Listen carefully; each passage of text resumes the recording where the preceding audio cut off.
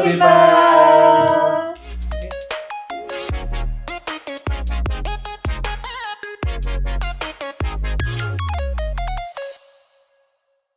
Oke, Group People, kita di podcast kali ini akan bicara terkait dengan ada yang baru di sini ya, Bu Nisa ya, Bu Firda ya. Ada peraturan-peraturan yang baru ya. Betul. Ya, di podcast kita kali ini kita akan membahas terkait dengan Cap Dirjen yang baru ya, beserta Serikandi-Serikandinya GSI ya. Mungkin bisa memperkenalkan diri dulu dari Bu Firda dan ada Bu Nisa. Bu Firda silakan. Oke, baik. Hai Group People, salam kenal, saya Firda, saya dari Divisi Operasional. Oke, selanjutnya. Hai Group People, salam kenal, saya Nisa dari Divisi Marketing. Oke, baik. Terima kasih Bu Firda dan Bu Nisa. Oke, Bu Firda dan Bu Nisa, ini kan ada Cap Dirjen yang baru ini ya. Ya, itu membahas terkait apa ya sebenarnya? Mungkin dari Bu Nisa, boleh dibantu Iya. Bu? Boleh. Jadi pagi hari ini kita akan membahas terkait dengan Cap Dirjen nomor 94 tahun 2026, di mana Cap Dirjen tersebut membahas tentang pedoman pembinaan ahli K3, Pak Rino. Oh gitu ya, tentang pedoman pembinaan dari ahli K3. Betul. Ahli ya, Betul, kelas ahli kelas K3. ahli. Oke. Namun kenapa ya Bu Nisa dan Bu Firda, ini dengan adanya Cap Dirjen yang baru ini kenapa sebenarnya kok muncul Cap Dirjen yang baru ini? Ya, jadi kemarin melalui Direktur Binwasnaker menyampaikan bahwa Bapak Menteri Ketenagakerjaan Republik Indonesia itu memiliki harapan untuk adanya peningkatan performa dari ahli K3 kita, Pak Rino. Nah, di sini disampaikan sebetulnya untuk semua ahli K3. Untuk semua ahli K3. Semua ahli. Betul. Namun saat ini yang dibahas lebih fokus di ahli K3 umum terlebih dahulu. Demikian, Pak. Di ahli K3 umum. Iya. Jadi Cap Dirjen ini itu menyangkut terkait dengan ahli K3 umumnya ya Bu Iya. Nisa. Betul. Ya. Lalu kalau yang apakah khusus untuk umum saja?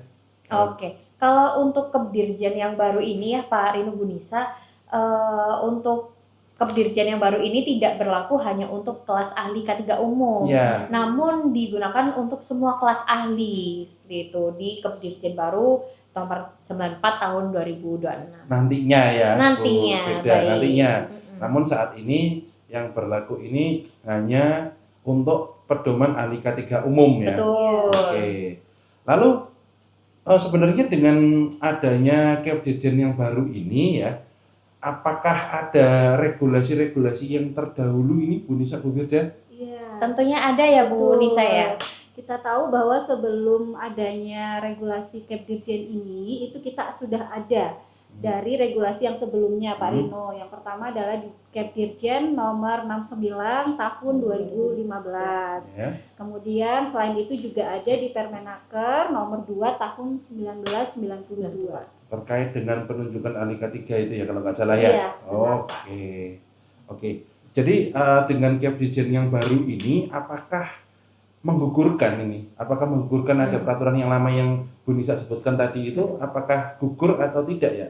Kalau setelah keluarnya Kepdirjen yang baru ya Pak Rino Bu Nisa, saya rasa untuk Kepdirjen yang lama itu pasti akan gugur Pak. Begitupun juga dengan Kepdirjen yang saat ini baru rilis, nantinya kalau sudah ada yang baru pasti yang lama akan gugur seperti itu.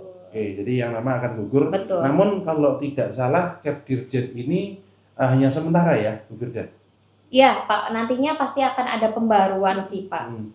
Masih dalam, sekarang ini kalau nggak salah masih dalam tahap penyusunan dari Permenaker ya? Betul. Oke. Nah, di Cap Dirjen 94 tahun 2026 ini itu kan ada beberapa aspek-aspek yang berubah ya, Bu Firda, Bu betul. Nisa ya. Betul. Mungkin bisa dibahas sedikit Bu Oh, Nisa, iya. Bu Firda, apa aspek-aspek yang berbeda antara Cap Dirjen yang lama di nomor 69 tahun 2015 dengan Cap Dirjen nomor 94 tahun 2026 ini. Oh iya baik.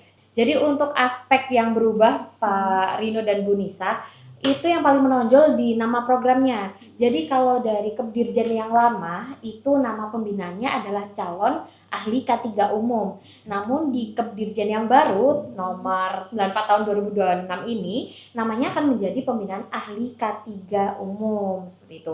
Jadi yang dihilangkan adalah di kata calonnya. Itu untuk kelas ahli K3 umum. Lalu yang berubah lagi aspek-aspeknya terkait sistem layanan, lalu untuk sertifikat, SKP dan juga kartu kewenangan itu semuanya akan beralih ke digital. Kalau di Kepdirjen yang lama itu kan dalam bentuk cetak seperti itu. Kalau untuk saat ini semuanya dalam bentuk digital. Lalu ada lagi untuk pelaporan untuk pelaporan pembinaannya ya Pak Rino Bunisa, kita selama ini dan seterusnya akan diupload melalui teman K3. Jadi melalui online juga. Lalu ada lagi metode pembelajaran karena dulu di Kepdirjen diwajibkan tatap muka. Untuk saat ini di Kepdirjen yang baru itu boleh luring, daring atau blended training. Online, offline, betul, dan blended ya. Blended seperti itu di Kepdirjen yang baru. Dan juga untuk pengolahan data, nextnya akan semuanya terintegrasi di teman K3 seperti itu. Oke, itu ada aspek-aspek yang berubah ya, Betul. aspek-aspek yang disesuaikan ya. Betul. Ya, seperti itu. Ya tentunya kalau aspek-aspek yang tadinya disesuaikan, ini pasti ada persyaratan-persyaratan peserta juga nggak sih? Iya. Pasti. Yang menyesuaikan. Ya. Benar, Pak. Mungkin bisa dijelaskan persyaratan peserta apa saja sih yang disesuaikan, Bu Nisa atau Bu Firda? Bu Nisa mungkin. Iya, boleh.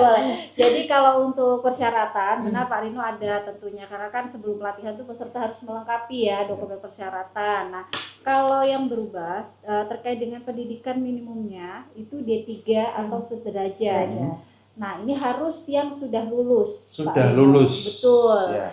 Kemudian ada juga surat keterangan sehat. Di mana sebelumnya itu tidak disyaratkan. Nah, sesuai Kepdirjen ini sekarang dipersyaratkan. Dipersyaratkan. Juga. Betul. Jadi nanti peserta harus melampirkan surat keterangan sehat. Artinya diwajibkan ya Bu Nisa ya? Wajib, tidak boleh di skip ya Pak ya. Oke. Kemudian ada lagi terkait SKCK Pak. Jika sebelumnya itu sempat diberlakukan SKCK, nah saat ini untuk SKCK sudah tidak dipersyaratkan. Tidak dipersyaratkan. Betul. Oke. Nah, lainnya untuk tambahannya adalah yang perlu diperhatikan juga, ini peserta harus terdaftar di teman K3. Jadi semua surat keterangan bekerja yang peserta miliki itu nanti didaftarkan di teman K3.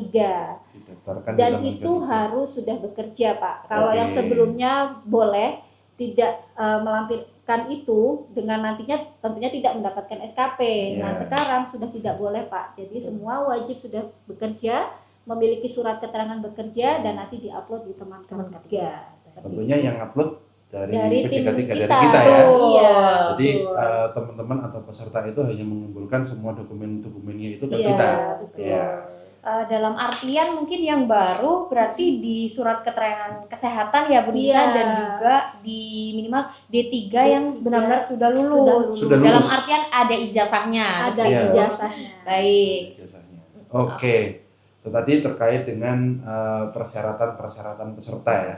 Nah, kalau terkait dengan pelaksanaan pembinaan tadi sudah disinggung dikit ya. Mungkin Betul. Bu Firda atau Bu Nisa bisa dijelaskan lebih rinci lagi, apakah masih sama ini terkait dengan pelaksanaan pembinaannya? Oke. Baik, mungkin saya jelaskan ini terkait Ya. kelas ahli K3 umumnya dulu ya, Baik. spesifik. Jadi untuk kegiatan ke depannya karena sudah dijadwalkan boleh luring, daring atau blended training. Jadi next ke depannya Bapak Ibu pembinaan mungkin bisa kita gunakan metode online by Zoom. Namun untuk metode offline-nya kita diwajibkan di ujian teorinya. Jadi Saat nanti ujian teori. betul saat ujian teori. Jadi kita bisa bertemu di satu hari full di agenda ujian teori. Di mana untuk agenda ujian teori sendiri nantinya pasti akan ada pengawasan dari kami selaku PJK 3 dan tetap diawasi oleh evaluator dari kementerian seperti itu. Oke, jadi artinya penyelenggaraan yang selama beberapa hari itu boleh online, Betul. namun untuk ujiannya Betul. harus Diwajibkan wajib. offline Pak. Offline. Seperti Wajib itu. offline ya. Betul. Baik. Wajib. Jadi peserta baik dari luar kota, luar pulau nantinya juga akan berkumpul di satu tempat untuk melakukan Betul. agenda ujian teori seperti itu. Baik. terkait dengan kelulusan ini, Mm-mm. Bu Firda dan Bu Nisa. Ya, ini Apakah sangat penting ada ya, Pak. isu yang baru ini? Ini Ada, yang pasti ini ya, yang Bu paling Nisa. ditunggu, Paling ditunggu teman-teman ini ya. Karena Pasti. goalsnya pelatihan itu kelulusan. Kelulusan. Betul. Ya. Nah, Mungkin bisa baik. dijelaskan Bu Oke, baik. Firda atau Jadi Bu Nisa. sedikit saya jelaskan ya Pak Rino, Bu Nisa. Kelulusan ini kan pasti peserta juga banyak bertanya bagaimana ya biar bisa lulus dengan baik. Nah, kalau dari sebelumnya itu kan kelulusan juga dilihat dari ujian teori, nilai Ya. ujian teori atau nilai akhirnya.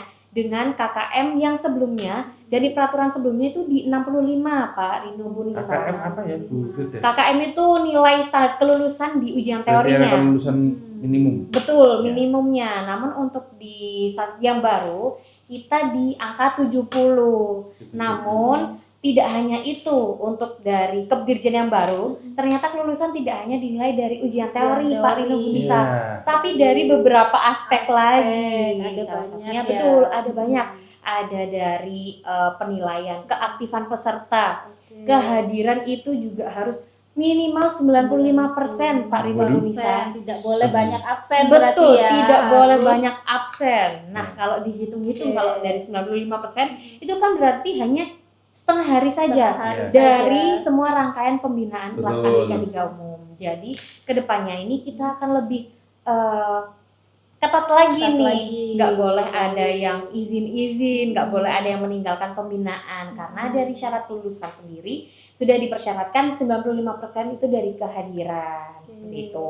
Lalu tidak hanya keaktifan, kehadiran, tapi nanti untuk PKL, agenda PKL, lalu pelaporan PKL dan juga seminarnya juga ada penilaian tersendiri. Jadi next dari 3 aspek tersebut, 4 ya, berarti dari kehadiran, keaktifan, lalu juga nilai PKL, terus ada nilai laporan, dan juga nilai ujian teori itu nanti akan dibagi menjadi 4 seperti itu. Nanti di rata-rata, jika rata-ratanya sudah mencapai 70, itu berarti peserta sudah bisa dinyatakan lulus. Nah, ini yang Gitu. ditunggu, lulusnya Iya, gitu lulus. 70 ya Pak ya. Baik. Namun dengan Baik. catatan pasti ujian teorinya harus 70 kan gitu 70 ya minimalnya juga, kan ya. betul, 70 juga. juga. Tapi kalau misalnya ujian teorinya sudah 70 tapi nilai di PKL, laporan dan juga seminarannya masih belum mencukupi, itu juga berpengaruh Pak. Begitu. Karena akan menjadi nilai rata-rata tadi. Betul. Jadi saling berkaitan begitu ya Pak. Iya. Betul. Oke.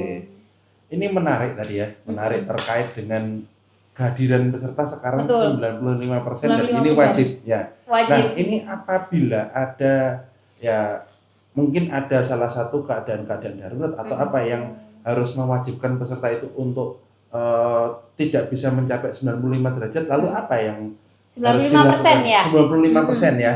Apa yang harus dilakukan di sini, Bu Firda dan Bu Nisa? Kalau untuk saat ini karena dari peraturan Kepdirjennya sudah seperti itu ya Pak Rino, karena seperti yang disampaikan Bu Nisa tadi, fungsi dari Kepdirjen yang baru ini adalah untuk meningkatkan performa. Betul. Jadi tidak ada toleransi ya. Saat Bu ini Firda sudah ya. tidak ada toleransi lagi untuk peserta yang izin. Saya masih ada pekerjaan ini, saya dipanggil ini. Sekarang sudah tidak ada. Jadi kalau misalnya memang Bu, saya hari ini tidak bisa hadir, tapi besok saya janji hadir, Bisa. sudah tidak Tidak bisa. bisa. Jadi untuk sikap kita mungkin nanti ke depannya akan kita arahkan untuk mengikuti di next batch seperti itu. Batch selanjutnya. Betul. Baik. Lalu untuk ini yang pastinya di sini biasanya Bu Firda melakukan pengajuan ya terkait betul. dengan pengajuan dan pelaporan kegiatan. Mekanismenya seperti apa ya di Kepdirjen yang baru ini ya Bu Firda? Oke, baik. Jadi dengan Kepdirjen yang baru ini, Pak Rino, proses administrasi kami itu seperti yang disyaratkan adalah H-7 sebelum pelatihan, itu kita sudah harus pengajuan ke kementerian. Seperti itu. Lalu untuk dokumen peserta itu juga diwajibkan H-3 dari pembinaan itu sudah lengkap semuanya. Jadi kalau misalnya di H-2 ternyata ada peserta yang mau ikut itu mohon maaf karena sudah tidak bisa. Tidak bisa. Karena dokumen sudah harus lengkap semuanya, Iya. itu di H-3. Dan itu sudah dikunci ya Bu Betul. Firda Sudah ya. dikunci. Jadi kalau sudah Betul. H-3 tidak ada tambahan lagi. Betul. Yang sudah mendaftar harus sudah lengkap. Betul. Jadi sudah tidak Dokumen. bisa direvisi ya. Bu Betul, Firda sudah ya. tidak bisa direvisi, Hmm. tidak ada penambahan karena sistemnya nantinya akan terlock di H-3 pembinaan, sebelum pembinaan. Gitu. Baik. Lalu selanjutnya di sini terkait dengan apakah ini sudah berlaku ya Bu Nisa, Bu Firda? Sudah. Berapa lama masa transisi dari Kepdirjen ini? Ya, jadi sebetulnya Kepdirjen ini itu sudah dibuat dari tanggal 20 Mei ya, Mbak. 20 Mei. 2026. Ya. 2026. Sebelumnya kalau pelatihannya itu dilaksanakan sebelum 20 Mei, Ya. artinya masih bisa disesuaikan dengan peraturan yang lama. Tapi kalau sudah pelatihannya itu dilakukan setelah tanggal 20 Mei harus patuh Pak Rino.